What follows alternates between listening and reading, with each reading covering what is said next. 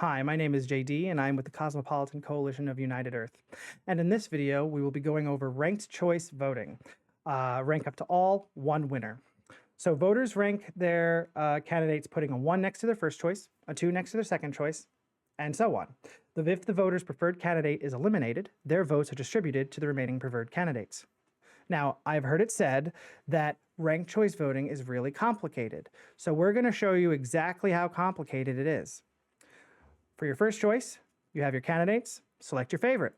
For your second choice, your second favorite. For your third choice, your third favorite. Your fourth choice, your fourth favorite.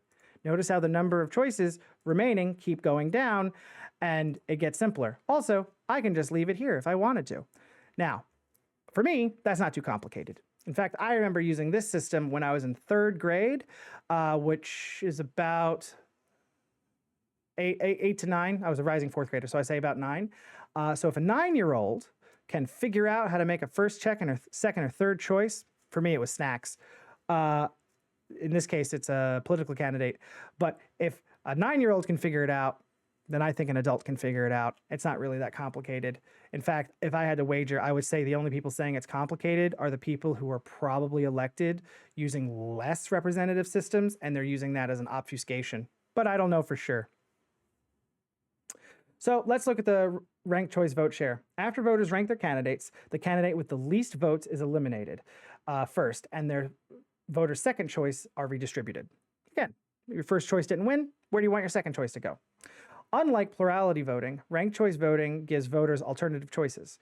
However, as shown below, a large percentage of the population are still locked out of government at any given time. And this is true. As we can see here, we'll go through the processing of how it works in this video, but as we can see here, yellow, D, candidate D, did ultimately win with the support of some of the second and third choice votes from F, J, B, and A, but all the G voters, plus, some of the J, B, and A voters were also not represented now, because at the end of the day, since it's single winner, yellow is going to control the whole thing. Yes, they're going to control it with the support of the others, and that's why it's better than plurality voting, which is in itself better than autocratic voting. But just the same, it is definitely missing some kind of mark. But just the same, let's process these just to see how ranked choice voting works, because knowing this will help us with proportional ranked choice voting, which we'll get into. So RCV round 1. Red has the fewest votes and is eliminated. Their votes are redistributed to voters' next preferences.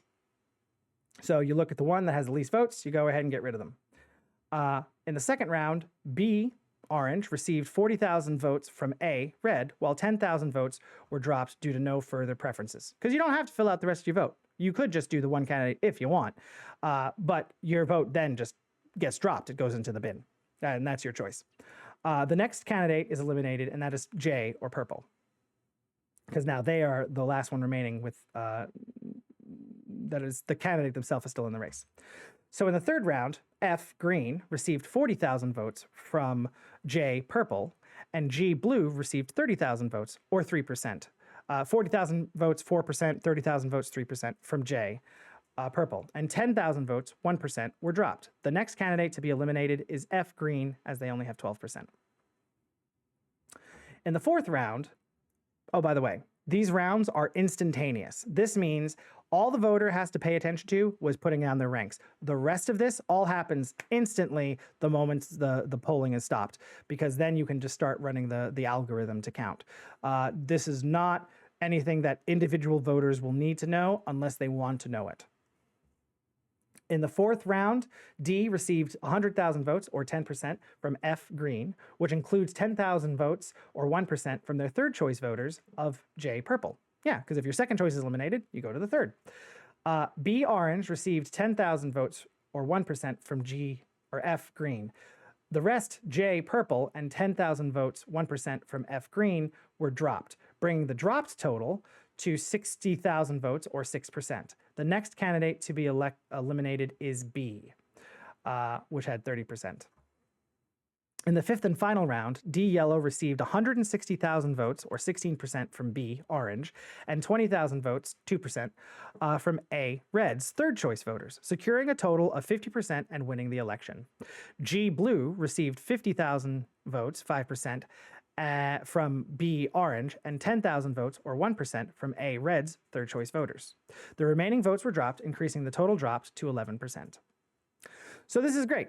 We have a situation where we have a candidate in charge, but they knew they had to get in there through multiple parties or multiple candidates from different parties coalescing around them in order to guarantee that a majority of voters will be represented. But you're still missing that other side. And also, because you do have this inevitable disillusion, you do end up with two-party deadlock in a lot of ways. Like first past the post, under ranked choice voting, factions are forced to strategically vote to gain a competitive edge. However, unlike first past the post, the spoiler effect is not present. So running a third-party candidate is a viable option and something that incurs little to no risk because your second choice vote can take over. Because ranked choice voting also tends towards two parties, power structures under RCV can draw electoral maps so that future elections are likely to favor the status quo. Again, this is more difficult to do because the spoiler effect doesn't exist, but it is doable and is done. So we have another method that uses the same mechanism of carrying over your votes in that instantaneous way, but it's called proportional ranked choice voting. Proportional ranked choice voting does the same thing as said before, and these are the same percentages, but as you can see in the outcomes, autocratic voting, F1 all the way, and you can go into autocratic voting to find out why that's the case. And in plurality voting, D1, just because they had the most. And you can see how that works over there.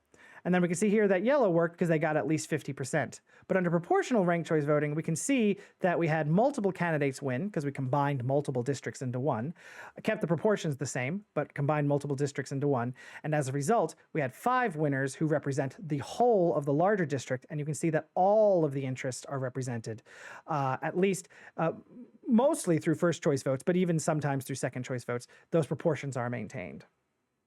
Now, we at the Cosmopolitan Coalition do recommend that you have 5 winners or more. We understand this isn't feasible for some cases, but it does result in a larger rainbow coalition of interests. And you can also look at the details on how that works in the proportional ranked choice voting video. That being said, proportional ranked choice voting protects diversity, breaks deadlocks, enhances efficiency, empowers party members, increases leverage for legislators, ensures neutrality, and promotes cooperation. Again, please watch that video to find out more. This website, along with this video, are a work in progress. So if you'd like to help us, please do so by contributing now, whether that's being an audience member or a supporter, which are both free. An audience member is an audience member. A supporter is someone who has put themselves in the public directory to be seen wherever they are in the world, whether it's the country, state, or city. It's up to them. If you're able to donate your time or your money, we have a volunteer sign-up form as well as a donor sign-up form in this system. So please contribute now. And then finally, of course, if you are a community leader, a party leader, a business leader, someone who can make decision-making and policy in any level, in any way, we'd love to hear from you. We are working on a voter guide so that all of our members can see who agrees or disagrees with the various focus areas that we support. And we use that information to make informed decisions. So we look forward to your feedback. Again, my name is JD, and I'm with the Cosmopolitan Coalition of United Earth. And thank you for your time.